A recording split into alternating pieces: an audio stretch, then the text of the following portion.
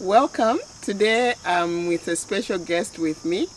And before we can go into our conversation or discussion today, I'd like for him to introduce himself. Hello, my name is Ricky Mwanza. I'm a professional land surveyor licensed to practice in Maryland, United States. That's amazing. Just the title itself sounds very, very professional, and I'm excited to learn more about this profession. How long have you been in this country, Mr. Mwanza? I've been in the United States for 15 years. I came to the United States in 2007. Who do you work for? I work for PG and Associates. We're land surveyors, town and country planners, and civil engineers. That sounds very high up to a layman like me. Maybe you can enlighten us a little bit about what you do as land surveyors. Well, what our work is broad. It could cover from surveying for utilities like water, sewer, road, and buildings. At the moment, I'm working in real estate development, mostly residential real estate. So if I wanted to just buy land, I would contact your company, or who really can come to you for services? Well, private individuals like yourself, you can come to us. For instance, if you're not sure about where you want to put your fence, we can come out there and recover your property corners, show you your boundary so that you do not encroach on your neighbor's property. If you are doing some developments on your land, if you're extending your house, we can also come in and help you locate where the extension should be. How important are these boundaries? Because I've seen, like in Zambia, particularly having come from Zambia as well, I've seen people encroaching into other people's yards and lines, and there are all these people taking each other to court and things like that. So how important is it for people to know the boundaries of their land? One of the first important things that you need to do when you acquire land is to identify where the extent of your property, where your property corners are and where your boundaries are. Most of the time, people, instead of using licensed professionals, they'll pick off anybody whom they've heard can do that practice. Land surveying is a specialized practice, and it's controlled. And if you use a licensed surveyor, at least you can have recourse because they are controlled by professional ethics and professional standards. If you use a lay person who's not licensed, you run the risk of getting into trouble. So most of these encroachments that you are talking about is because either the property owner decided to do the work themselves or they looked for somebody untrained, and it's very dangerous to use untrained people to do work for you. If I have a house, it's mine, I've bought it, can I just go around and make a fence or put up a fence or something like that? That's not advisable. The first thing you need to do is go out there and search for registered land surveyors, or ask the county, the city, or the state in which you are to give you a list of registered surveyors. Then out of that list, you can go out there and shop for a surveyor of your choice. You can interview one or two, or you can ask for quotations and choose one that fits your pocket. That's really enlightening, because a lot of times people just do things because they feel like they can do it, and at the end of the day they find themselves in trouble with the law. I just wanted to find out, what position do you hold? Currently, I'm a licensed surveyor, professional land surveyor in the firm that I work for. Okay. Did you have the same position when you lived in Zambia? When I lived in Zambia, I was a registered surveyor, a licensed surveyor. I still hold my practicing license in Zambia, and I have interest in a surveying company in Zambia. So I was already a licensed surveyor when I moved to the United States. That's interesting. So if I have land, or somebody has land in Zambia, can they still consult with you? Well, they'll consult with me. I may not be able to go out to Zambia and do the physical work. However, I have partners, or I have a network of friends whom I could recommend if you have any questions about property boundaries in Zambia. So I'm able to provide that kind of assistance or service. But I would not commit myself to do any work for you in Zambia at the moment, unless I was in Zambia at a particular time. But I have a valid practicing license in Zambia. You are in Zambia and you need a surveyor, please get in contact. He'll be able to recommend the right people. How long did it take you to get a position, the position that you have right now? Well, it took a long time. A long time in the sense that when I came into the United States, I had this mistaken belief that I could come with my credentials and my many years of experience and get a job and probably get licensed as quickly as possible. That didn't happen. The first time when I came at the time when the economy crashed, and at that time, the first people that were being laid off because the real estate industry was affected were surveyors. So most companies were cutting back on their employees. So just for that reason, it was not easy to get into the market. But at the same time, I felt I did not know what the industry here expected of me. So I prepared my CV with my so many years of experience. And as a business owner, I thought, well, it would be easy. It would be an easy pick. You're right. But that didn't work at all. I had to change my strategy. How long is a long time? And what strategy did you start using for you to be able to get to where you are? Well, what I did first was to add a few more tools into my toolbox. I had to identify an area of interest where I could get an American qualification. And I went to do my master's in geographical information systems. And that's what opened up a lot of opportunities for me. Because during that master's program, I got to understand how the profession in the US worked. It took a lot of humbling myself. So what I did was, instead of applying for the topmost job, I decided to apply at the lowest entry point. In the United States, the entry point of a surveyor is that of a survey technician. And all you need to do is to have a high school diploma, and with a high school diploma, maybe interest in mathematics, and of course be able to lift 50 pounds. That's where the humbling came in. Here I was, managing director, CEO of a surveying company in Zambia, and coming down to that level because I wanted to assimilate. That one is a big one. Many times I see people who are very gifted, but they cannot humble themselves to start from somewhere.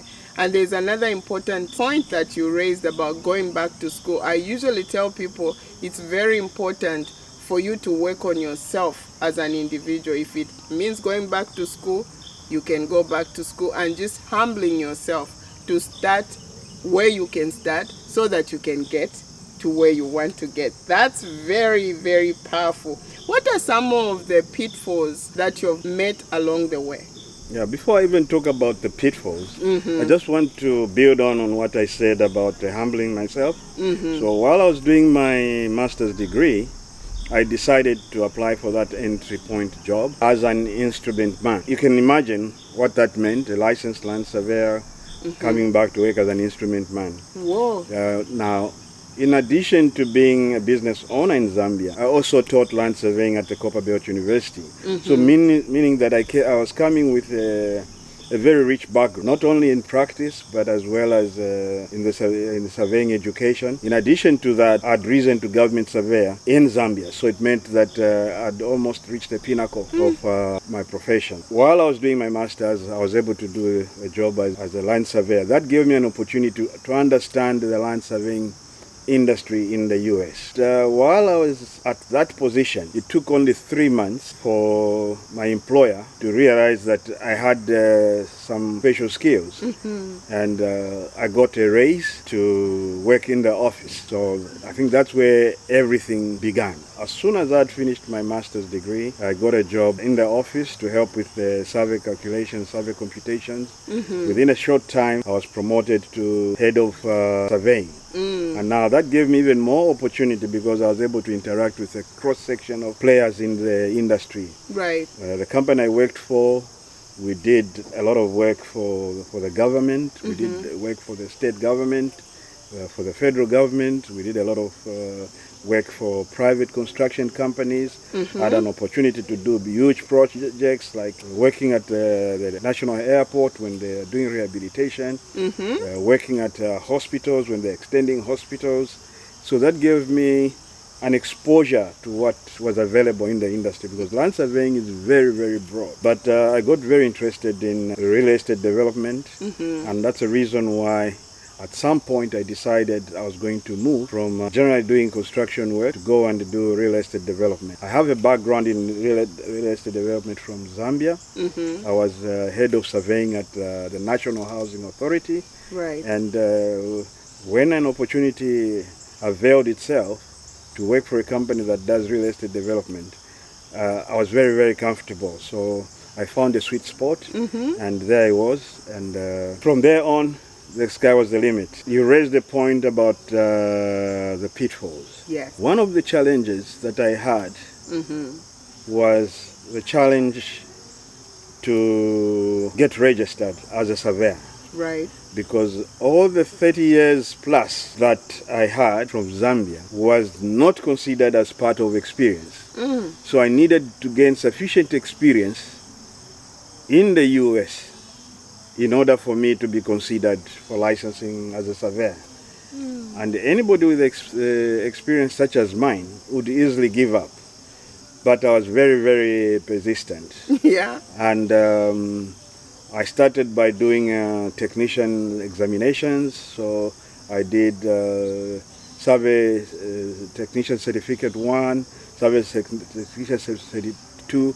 As soon as I did that, then even my marketability improved. Means that I could move, because most companies would like you to have CST1 or CST2 to employ you as a surveyor, because they know that at least you've met some minimum threshold in the industry, because it's a national accreditation. So that's where I started. Then I decided that I was going to go for the big one. That was the state license. Now, to get a state license in Maryland, you need to do 4 exams. The 2 exams are national exams, meaning that if you pass those 2 national exams, you can actually practice land surveying in any state in the United States, because those are like universal. So you cannot just practice in Maryland, but you can also practice. I can practice in other states, but Okay. for instance, if I want to go and practice in my neighboring state of Virginia, I just need to write 1 exam, because I've already done 4 exams. Okay. So it's a reciprocity. So I just need to do the law exam, and I would get my license. Same if I had to go to Pennsylvania, I would do the same. And in, I would say almost all the states, now I can actually go to any state, because I'm licensed in Maryland, and apply for reciprocity and write 1 exam, at times no exam at all, and get licensed in those states. Wow, that's the importance of just like knowing what you want and going for it, taking the exam if you have to, going back to school if you have to, and then you can get to where you need to be. That's very, very encouraging. What would be your career advice to anyone who wanted to follow your path? Because I've noticed that there are not so many surveyors in our communities or in the people that we know. You are among the very few surveyors that I know. What would be your advice to some of these young people? Because I see them just taking the same career path. A lot of young people may not know what it means to be a surveyor, but I'll give you a few examples of what surveying is all about. Now today, if I'm going to move from point A to point B, all I need to do is go into my Google map, put in my location where I am and the location where I want to go, and I'll be able to navigate to that location. Now, what is working behind are maps. Those maps are created by surveyors. Oh my God, and, we just use the GPS, we don't even yes, now we've got a new branch of surveying, or associated branch of surveying, called Geographical Information Systems. Now that is the engine that drives most of those softwares that are using for geolocation, to know where you're going, how many, and so on. So that is surveying. So if you don't want to go out in the bush like myself, you want to work in an office, all you need to do is get your IT, enroll for a GIS course, and there you are. That will be your beginning. Then you can develop yourself from a GIS technician to a GIS analyst to a GIS professional. So that's just one aspect that I wanted to give, which people might be very, very familiar with without knowing. Yeah. Even before these the digital maps came on the market, we had those map books and so on. Yes. The people that prepared those are surveyors or mappers or cartographers. So that is an aspect of surveying. So all you see is the final map, but you don't know what has happened behind the scene. It's like going to McDonald's and order Big Mac, and what you get is a Big Mac, but you don't know what was happening behind. So that's what goes on. When you receive the map, you think, oh, this map looks so nice. You don't know what has gone behind. The surveyor has been in the field to collect the data. The surveyor has been in the field to provide ground control. The surveyor has been in the field to update the map. So that is another aspect of surveying. Other than what I do in real estate development, I'm just trying to give you real life examples of where you can see the surveyor. If you want to see what the surveyor is doing, just go out where there's any construction work. Right. You see a guy with a tripod, a yellow tripod, and a machine there. That's what they're doing. What they're doing basically is to control where the road is going to be, to control the elevation so that the road is flowing in a certain direction, to control the flow of the drainage so that the water is able to flow where it's supposed to flow, other than flow backwards or over flood or over plain. So all that work is work that is being done by the surveyor. Now, what I would advise the young people is, first and foremost, you must have passion, okay? When you have passion, look for a job as an instrument man. That's a job that does not require any formal education other than a high school diploma. Right. Then when you get into the field, then you'll be taught the basics about instrumentation, how to read the instruments, how to collect data. These days we don't have to do the data manually like we used to in the field book. You do it in a data collector, which is more like your phone. You collect the data, and once you collect the data, you take it to the office, they go and process it for you. Then you can develop yourself stage by stage. After a 1 year experience, then you can start looking at maybe a community college. If you go to a community college, most community college will offer training in construction or surveying. Get your community college degree. That is the first step. Now, trust me, surveying is one of the few jobs where you get almost double the minimum wage because there's a huge shortage of surveyors. Here in Maryland, the average age of a professional land surveyor is about 50. So meaning that it's not attracting a lot of young people. Right. So there is an opportunity, and this goes for most of the states. Ask any state organization, because we have the State Association of Surveyors. Go there onto your website in your state and find out about the statistics. You'll be amazed that very few young people know about surveying, but surveying is very digital, it's very electronic. The way you play with your PlayStation in the house, that's the way we play with our equipment. Days are gone when we used to spend sleepless nights doing work, heavy work and so on. Now it's just at the press of a button, you're able to get your results. So those that had fears of going to work in the woods, they're scared of snakes or poisonous trees, you can avoid that. The other advice I would give is that meant for people that are coming out of the United States as immigrants, and maybe they were surveyors where they were. Right. The first thing you need to do is become a member of a survey association. Okay. There's a lot of information that you can get from the survey association, from the technology, career opportunities, and so on. So once you do that, it will give you an opportunity when you attend different association seminars and so on what is required of you to get registered. Okay. One of the key things that you want to do is to put your qualification aside and use them just as a buffer or a backbone. So what you can do is get your qualifications evaluated. And there's the National Council for Engineering and Construction Certification, NCEC. So go there on their website, submit your application, they'll tell you what you need to do. You may need to take your credentials back to the country of origin so that they can give certified copies. Then they'll evaluate your qualification and put you at what level your qualifications are. Then you can now decide whether you want to upgrade your qualifications by attending bridging courses at a community college or at a university. And once you've done all that, then you are ready to start sitting for the exams. If you are lucky, depending on your level of education, you could be exempted from the fundamentals. So all you need to do is to write the principles of surveying. Once you pass your principles of surveying, which is a national exam, then you are able to sit for state exams in any states, and every state have got their own criteria. Some will ask you for 2 years practical training, others will ask for 3, others will ask for mentorship. So I cannot speak for other states, but I know that here in Maryland, if you have a bachelor's degree, all you need is 2 years experience, and you are ready to get licensed. It took me 3 years to get licensed here in Maryland. Of course, there were a lot of challenges because my credentials had to go back to Zambia for evaluation before the NCC could evaluate them. And I was doing this thing during the time of COVID, so things were not moving at the pace. For instance, getting credentials from Zambia took about 6 months. So that in itself is the time that I factored in.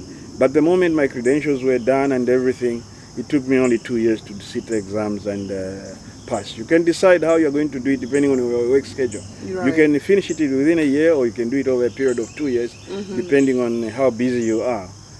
You can do one exam the beginning of the year, another exam the other year, and by the middle of the other year, you are a licensed land surveyor. In a nutshell, that's all you need to do to promote yourself. And trust me, if you're a professional land surveyor, you'll be getting at least 6 figures. Wow. There you have it. You are not yet decided on which career you want to take. This is a good one. From what you said, it's like surveying is a male-dominated career. Do you have any females there? I'm just interested to know. Yeah, that's very, very interesting. There's a big drive to include women in the profession. We have a lot of licensed women. They also have their own association which is trying to promote the girl child to opt for to go into the surveying career. It is a male, historically it was a male dominated profession, but it's not a male dominated profession anymore. We have a number of licensed professional land surveyors here in Maryland and in other states. This has been very, very educative, and I want to take this opportunity to thank you heartily for coming to share with my viewers. Please share this video. Is there any other message maybe or anything that I've not asked that you would love to share? Well, I've shared the basic information that they need, but through you, if some people want to reach me, they have questions, please forward those questions. I'll be more than glad to help people that want to come into the profession of surveying. We need surveyors, so we're in dire need of surveyors, especially the young ones. We have young surveyor associations in every state in the United States, and so look out for the Young Surveyors Association. Go out there and get more information. Trust me, you won't regret. It might take a bit of time if you don't have a bachelor's degree, but ultimately you'll be able to get licensed to practice. Thank you so much for your time, and thank you so much, viewers, for watching.